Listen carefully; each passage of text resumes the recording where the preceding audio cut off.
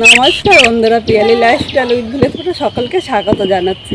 একদম মিহি গেট হয়েছে, এরকম করলে কিন্তু খাওয়ার সময় একটুও মুখে লাগবে না। ছোট বাচ্চারা এই পেঁপেটা কিন্তু খুব পছন্দ করবে। কিন্তু আমাদের বাড়ির ছোট বাচ্চা বা অনেকে বড়রা কিন্তু পছন্দ করে না, তাই ভাবলাম নিরামিষ একটা রেসিপি আর দুর্দান্ত একদম নতুনভাবে এইভাবে রান্না করলে দারুণ লাগে। এই পেঁপেটা আপনারা ভাত বা রুটি দিয়ে খেতে পারেন। আর গাছ থেকে পেঁপেটা পেড়ে এনেছি, আমি একা ভিডিও করছি তাই সেই ভিডিওটা দেখাতে পারিনি। এখানে দেখো পেঁপে কিন্তু অল্প অল্প দানা হয়েছে আর একদম কচি পেঁপে। পেঁপের আজকে দুর্দান্ত রেসিপি শেয়ার করব। প্রথমে পেঁপেগুলো আমি পরিষ্কার করে নেবো। এই দানাগুলো আমি ফেলে দিয়েছি। এবার পেঁপের খোসাটা একটু মোটা করে, মানে পেঁপের এই সবুজ অংশটা যাতে না থাকে এইভাবে মোটা মোটা করে কেটে নেবে। এবার পেঁপেটা মাঝখান থেকে আমি কেটে নিয়ে যাচ্ছি। এখন আমি একটা চামচ নিলাম, এই চামচের সাহায্যে পেঁপের এই ভেতরে দেখো একটুখানি আঁশের মতো আছে, এগুলো ভালো করে পরিষ্কার করে নেবো। আর আমার মনে হচ্ছে বটির থেকে কিন্তু চামচ দিয়ে পরিষ্কার করতে বেশি সুবিধা হয়। এখানে দেখো পেঁপেটা পরিষ্কার করা হয়ে গিয়েছে। একইভাবে এই পেঁপেটাও আমি করে নেব। পেঁপেগুলো পরিষ্কার করে কেটে আমি ধুয়ে নিয়ে এসেছি। এবার এখানে একটা গেটার নিয়েছি, এই গেটারের সাহায্যে আমি গেট করে নেবো। আমি ছোট গেটারের সাহায্যে গেট করে নিয়েছি, ইচ্ছে করলে তোমরা কিন্তু এর বড় যে গেটার হয় সেটা দিয়েও গেট করে নিতে পারো, কিন্তু বটি দিয়ে কাটতে দিও না। বটি দিয়ে কাটতে গেলে কিন্তু একটু বড় বড় হয়, এতটা মিহি গেট হবে না। আর যদি পারো মিহি গেট করতে তাহলে করে নেবে, কারণ আমার মনে হচ্ছে এই গেটার দিয়ে গেট করতেই কিন্তু সুবিধা। এখানে একদম মিহি করে গেট করে নিচ্ছি। এইভাবে সব কটা পেঁপে গেট করে নেবো। আর এখানে আমি ছোট সাহায্যে একটা পেঁপে নিয়েছি, ইচ্ছে করলে তোমরা এর বড় পেঁপে কিন্তু নিতে পারো। কথা বলতে বলতে এখানে দেখো পেঁপেটা গেট করা হয়ে গিয়েছে। আর এই দেখো একদম মিহি গেট হয়েছে, এরকম করলে কিন্তু খাওয়ার সময় একটুও মুখে লাগবে না। ছোট বাচ্চারা এই পেঁপেটা কিন্তু খুব পছন্দ করবে। এবার পেঁপের এক সাইডে রেখে এদিকে কড়াইটা বসিয়ে দিই। এখানে 1.5 চামচ সর্ষের তেল নিলাম, খুব বেশি তেল দেবো না, অল্প তেল মশলা কিন্তু তোমাদের সাথে রান্নাটা শেয়ার করব। আর এই জায়গায় সাদা তেলের পরিবর্তে অবশ্য তোমরা চেষ্টা করবে একটু সর্ষের তেল নিতে। সর্ষের তেল দিয়ে এই রান্নাটা করলে কিন্তু খেতে ভালো লাগবে। এখানে তেলটা গরম হয়ে গিয়েছে, এবার গেট করা পেঁপেটা এর মধ্যে আমি নিয়ে নিলাম। এর মধ্যে স্বাদ অনুযায়ী লবণ নিলাম। এখন মিডিয়াম লো আগুনে কিন্তু এই পেঁপেটা ভাজতে হবে। লবণটা এর সাথে নেড়ে চেড়ে মিশিয়ে নেব। খুব জোরে আগুন দিলে পেঁপেটা কিন্তু নিচে দিয়ে পুড়া লেগে যাবে, তখন খেতে একদম ভালো লাগবে না। আর লবণ দেওয়াতে পেঁপের থেকে কিন্তু হালকা জল বেরোবে। এখন আমি ঢাকা দেবো না, কারণ একদম মিহি করে কেটে নিয়েছি, ঢাকা দিলে পেঁপেটা একদম গলে যাবে। তাই এইভাবে আমি পেঁপেটা 3 থেকে 4 মিনিট ভেজে নেব। মানে পেঁপের গায়ে যে জলটা আছে পুরো জলটা কিন্তু এইভাবে নাড়তে নাড়তে টানিয়ে নিতে হবে। এখানে পেঁপেটা ভাজা হয়ে গিয়েছে।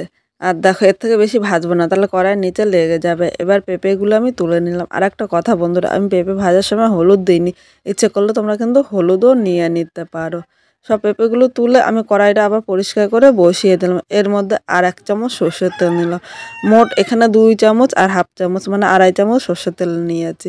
এখন তেলটা গরম হয়ে গিয়েছে আর এদিকে ডুমো ডুমো করে আলু কেটে নিয়েছে। যারা আলু পছন্দ করেন না তারা কিন্তু আলু স্কিপ করতে পারো, কারণ আমার পেঁপেটা অল্প তাই এই জায়গায় আলুটা নিয়েছি। এবার আলুটা এর মধ্যে নিয়ে নিলাম, এর সাথে একটু লবণ দিয়ে দিলাম। এই লবণটা দেওয়াতে আলুটা কিন্তু তাড়াতাড়ি নরম হয়ে যাবে। লবণটা নেড়ে চেড়ে মিশিয়ে আরও 3 থেকে 4 মিনিট আলুটা হালকা লাল করে ভেজে নেব। এখন কিন্তু হলুদ দেবো না, হলুদ দিলে আলুটা শক্ত হয়ে যাবে আর লাল হয়ে যাবে, তখন খেতে ভালো লাগবে না। আমি এখন ঢাকা দিয়ে আরও 3 মিনিট আলুটা ভেজে নেব। এখানে আলুটা ভাজা হয়ে গিয়েছে আর আলুর মধ্যে আমি হলুদ দিই, ইচ্ছে করলে তোমরা একটু হলুদ দিয়ে আর 1 মিনিট ভেজে নিতে পারো। আর এখন আমি আলুটা নামাবো না, এভাবে খুন্তি দিয়ে এক সাইড করে দিলাম, কারণ নামালে একটু রান্না করতে দেরি হয়। তোমরা ইচ্ছে করলে আলুটা কিন্তু নামিয়ে নিতে পারো। এবার এর মধ্যে আমি আদা ও কাঁচা লঙ্কা একসাথে বেটে রেখেছিলাম, এর মধ্যে আমি নিয়ে নিলাম। আমি বাটা দিয়েছি, ইচ্ছে করে তোমরা কিন্তু এমনি একটুখানি থেতো করেও নিতে পারো, কারণ আমার বাটা মশলাটা ছিল। এবার এর সাথে নেড়ে চেড়ে মিশিয়ে নিয়েছি, সামান্য একটু জল দিলাম, কারণ জল না দিলে নিচে দিয়ে ধরে যেতে পারে, আর নিচে দিয়ে ধরে গেলে কিন্তু খেতে ততটা ভালো লাগবে না। এখন সব কিছুর সাথে নেড়ে চেড়ে মিশিয়ে 4 থেকে 5 মিনিট কষিয়ে নেব। মিডিয়াম আগুনে 5 মিনিট কষিয়ে নিয়েছে আর দেখো মশলা থেকে কিন্তু তেলও ছেড়ে দিয়েছে। এবার আবারও একটুখানি জল দিয়ে দিলাম, না নিচে দিয়ে কিন্তু ধরে যাবে। এভাবে অল্প অল্প জল দিয়ে মশলাটা কষালে কষানো কিন্তু খুব সুন্দর হবে। এবার এর মধ্যে আমি একে একে গুঁড়ো মশলাগুলো নিয়ে নেব। হাফ চামচ জিরের গুঁড়ো নিয়েছি, স্বাদ অনুযায়ী লবণ, অল্প পরিমাণে কাশ্মীরি লঙ্কার গুঁড়ো দিয়েছি, যেহেতু আমি কাঁচা লঙ্কা বেটে দিয়েছি তাই কালারের জন্য সামান্য একটু লঙ্কার গুঁড়ো দিলাম। ইচ্ছে করলে তোমরা এই লঙ্কার গুঁড়োটা কিন্তু স্কিপও করতে পারো, কিন্তু এই লঙ্কার গুঁড়োটা দিলে কালারটা ভালো লাগে। এখানে প্রয়োজন মতো হলুদ নিয়ে নিলাম। এখন সব মশলাগুলো এর সাথে নেড়েচেড়ে মিশিয়ে আরও 4 থেকে 5 মিনিট কষিয়ে নেব। এইভাবে অল্প অল্প করে কিন্তু মশলাটা কষাতে হবে, তাহলে এটা খেতেও কিন্তু দুর্দান্ত লাগবে। এখানে মশলাটা কষানো হয়ে গিয়েছে, আর দেখো মশলা থেকে তেলও ছেড়ে দিয়েছে। এবার এই জায়গায় ভেজে রাখা পেঁপেটা নিয়ে নিলাম, এর সাথে নেড়েচেড়ে মিশিয়ে আরও 1 থেকে 2 মিনিট কষিয়ে নেব। 2 মিনিট কষিয়ে নিয়েছি। এবার এখানে উষ্ণ গরম জল দিয়ে দিলাম। অবশ্যই তোমরা চেষ্টা করবে একটু গরম জল দিতে, গরম জল দিলে তাড়াতাড়ি ফুটবে, খেতেও ভালো লাগবে আর আলুটাও সেদ্ধ হয়ে যাবে। ঠান্ডা জল দিলে আলুটা শক্ত থাকবে, তখন কিন্তু খেতে ভালো লাগবে না। এখানে দেখো 2 মিনিট রান্না করে নিয়েছে। যেহেতু নিরামিষ রান্না করছে তা একটু মিষ্টি না দিলে কিন্তু ভালো লাগবে না। এখানে আমি 1/2 চামচ চিনি দিলাম, অবশ্য একটু মিষ্টি দিও।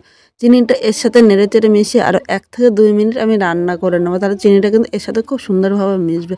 বাচ্চারা পেঁপে খেতে চায় না, এইভাবে রান্না করলে বাচ্চারা কিন্তু খুব ভালোবেসে খেয়ে নেবে আর বলবো প্রতিদিন রান্না করার জন্য।